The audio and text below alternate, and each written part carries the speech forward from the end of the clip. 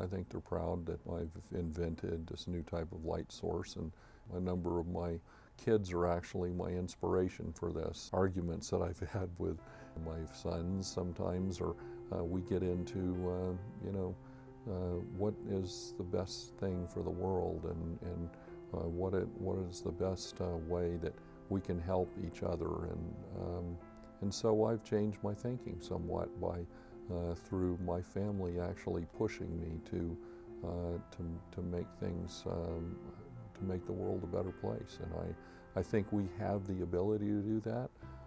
I probably wouldn't be thinking of this if I didn't believe that this technology was able to disrupt the telecommunications industry. There's something very important here. How do we believe, why do we believe that we can actually change society for the better? It is the only way that we could do this is using a disruptive technology, and that has to change things in a way that other equipment isn't going to be used as much, and that way we'll be able to make gains in creating super highways to places that don't have connections right now, and we'll be able to spread this technology out and hook up many, many more people to really the family of man. My son said something to me, and it really stuck, is that when all mankind is connected, it will be like a family reunion.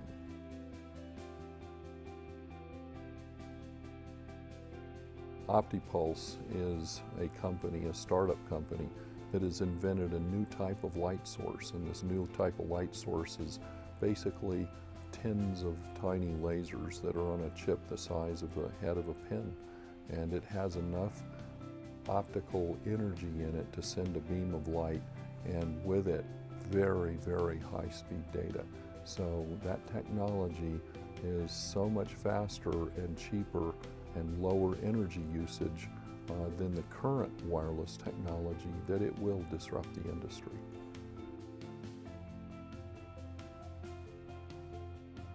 We have just invented a new photonic source, which we believe is the world's record at 25 gigabits per second for a single channel. And that would be able to send the full Blu-ray movie in 1 second of wireless link.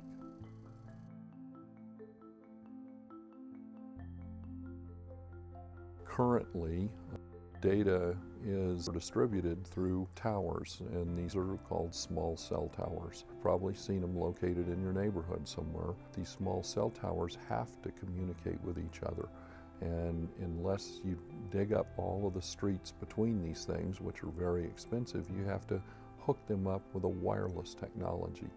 Currently, microwave is that wireless technology, and it's slow, uses a lot of energy, and it's expensive. And so that's why our technology will disrupt the telecommunications industry, is because we're cheaper, faster, and we can deploy quicker. We do not have to pay for the frequency band that we're using.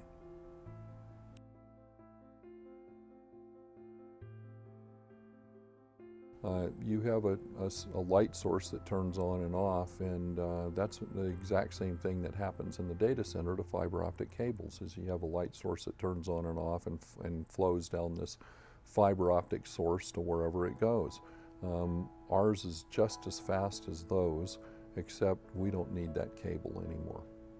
And so that's some optical wireless link that we'll be able to put up. And we do have to have point-to-point where we can see the other receiver, but those can be long distances, and we can move those receivers and transmitters around to be able to have clear sight between them.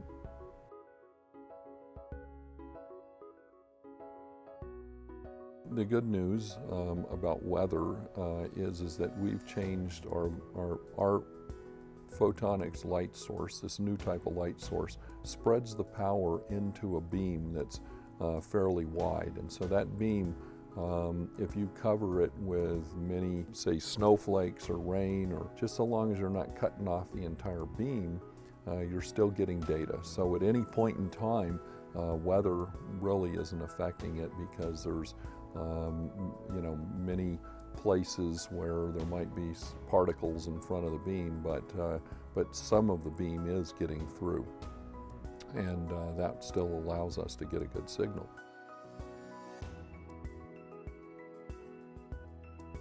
Two years from now, we plan to be in high volume manufacturing the product that the consumers can actually order, and they can actually make revenue from.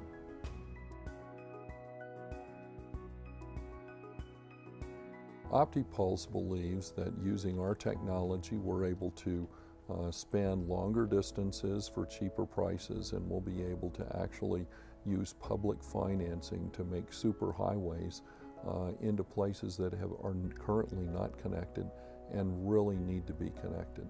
And so we want the public to help us expand this infrastructure to places where everybody can be connected. That is always a very good thing in the world. Is when people are connected, there's more communications, and the more communications you have, the least amount of conflicts and misunderstandings.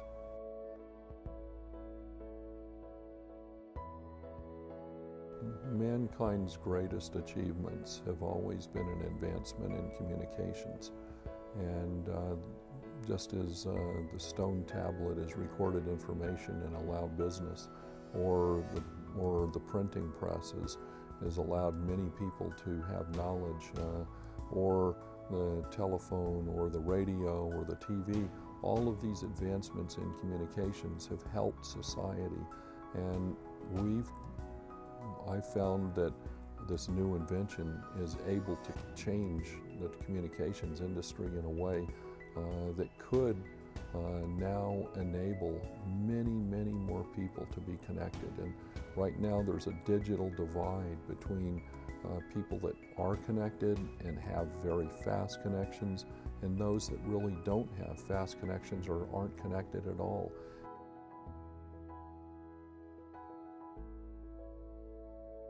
If that continues at this pace, then the world will not be as good of a place as if everybody had access to the same type of connections at a very low cost. And so we want to make the internet a utility.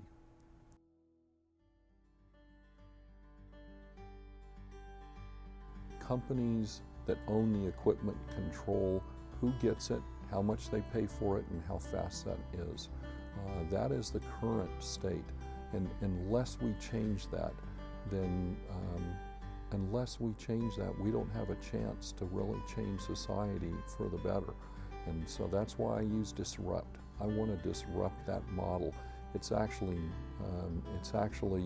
creating a big problem with net neutrality. When a company can decide who gets the internet and how much they pay, and it's only the rich people that pay, then or get the access to the knowledge, then it creates a problem in society. And we want to change that through our technology. It doesn't have to be through bills and laws that don't work anyway. The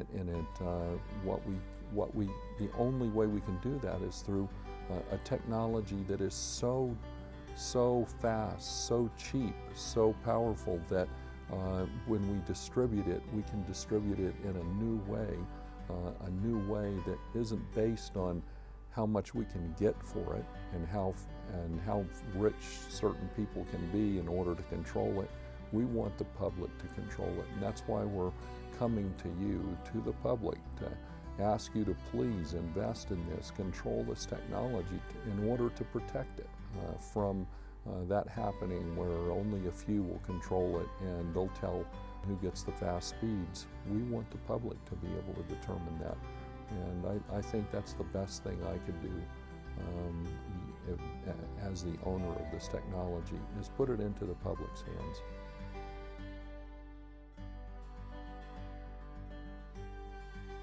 It's a semiconductor laser chip, and our patent allows us to turn on and turn off hundreds of lasers virtually on a small chip the size of the head of a pin. I've changed it in a way that The architecture allows many lasers to be turned on and off at the same time. This gives us high optical power so that we can create a beam to send information very quickly over long distances. So we're actually like replacing the fiber optic cable with a beam of invisible light that's eye safe, and that is just as fast as fiber optic. This chip can be fabricated on a wafer where there's 20,000 of these chips made when you've completed the fabrication on the wafer. And that allows us to make the enabling technology of this single chip in every wireless source to be less than $1 a piece. And this is why the technology is disruptive. It will be cheap enough to be able to deploy systems that are much higher performing over long distances, and change the industry in doing that.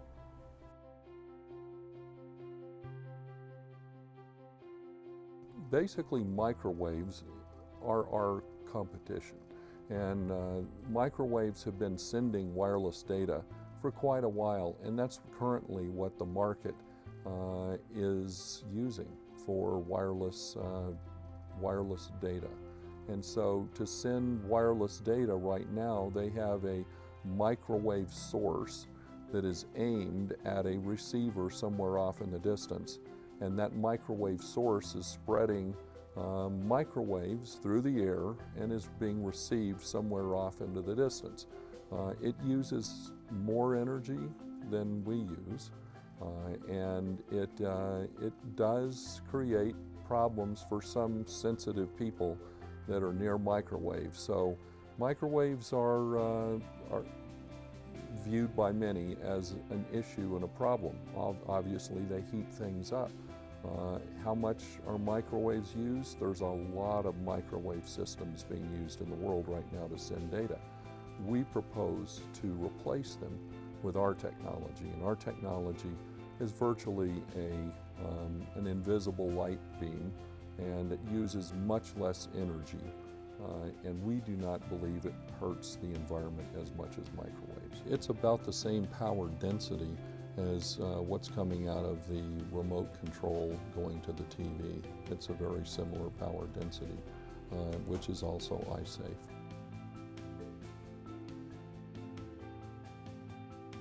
Well, I've been working in optimizing these tiny lasers that I worked on many years ago at Sandia National Labs, and these lasers turn on and turn off at 10 billion times a second currently, and they are behind every fiber optic cable in the data center now. They're a product, but one of those lasers are the size of, well, 10 microns, and 10 microns, it's very, very small.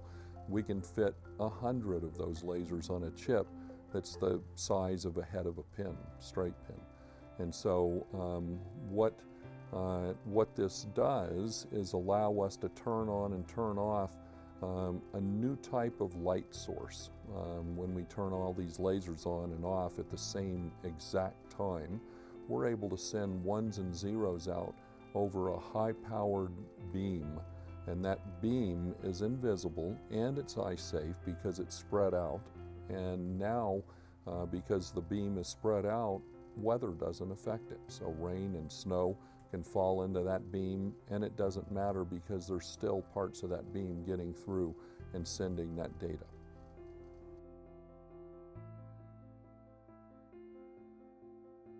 Semiconductor architecture. So that's what I enjoy being creative with. But on another level, I paint. I do oil paintings and watercolors. They've progressed over the years. I'm fairly decent at it. I've sold paintings for a couple of $1,000s. Not that that's any gauge of how good they are, but I feel I'm slightly accomplished in that field.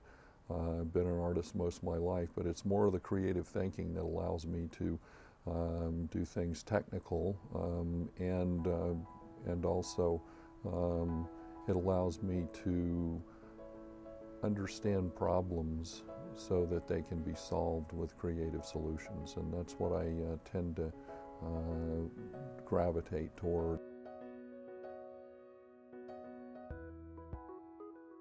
1 micron wavelength, and that is about the same wavelength that your TV remote works at. So your TV remote has a small light source in it, and it's sending data, very slow data, to your TV, but it's about the same wavelength. And so that's where our systems operate at, is an invisible part of the spectrum that's actually part of the sun spectrum.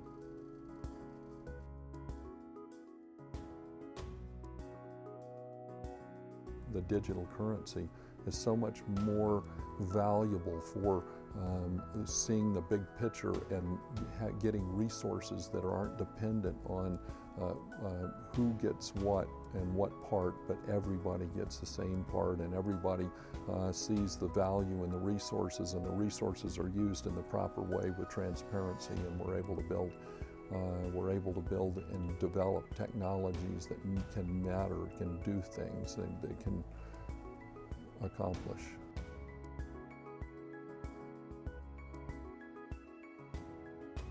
One of the biggest problems is communications. There's